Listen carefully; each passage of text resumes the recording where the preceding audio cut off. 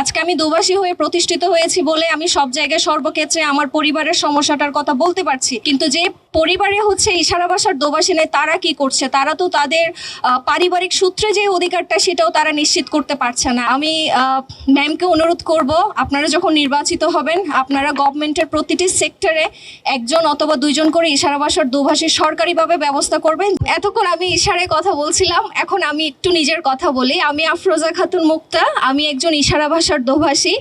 আমার পরিবারে আমার বাবা মা ভাই তিনজনের শ্রবণ ও বাক প্রতিবন্ধী ব্যক্তি। আমি বুঝি আসলে আমার কষ্টটা কোথায়। আমি হয়তো ইমোশনাল হয়ে যাব, যদি আমি হতে চাচ্ছি না। সেটা হচ্ছে যখন আমি দেখি আমার মা অসুস্থ হন, আমি কিন্তু সাথে যাই ডক্টরের কাছে।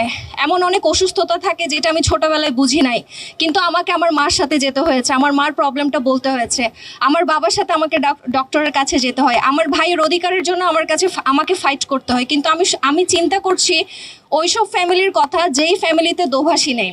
আজকে আমি দুবাসী হয়ে প্রতিষ্ঠিত হয়েছি বলে আমি সব জায়গায় সর্বক্ষেত্রে আমার পরিবারের সমস্যাটার কথা বলতে পারছি, কিন্তু যে পরিবারে হচ্ছে ইশারা ভাষার দোভাষী নেই তারা কি করছে? তারা তো তাদের পারিবারিক সূত্রে যে অধিকারটা সেটাও তারা নিশ্চিত করতে পারছে না। আর আমি একটু আমাদেরকে দোষ দিয়েই বলি, আমরা অনেক হাই ডিমান্ড করে সব সময় আমাদেরকে যখন কেউ ডাকে তখন আমরা বলি আমাদের অনারিয়াম এটা, অনেকে আমাদেরকে অ্যাফোর্ড করতে পারে না।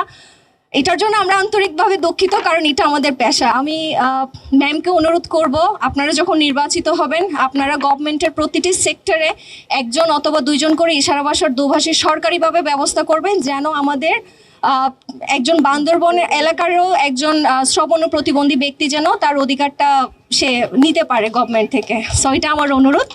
ধন্যবাদ আমাকে শোনার জন্য।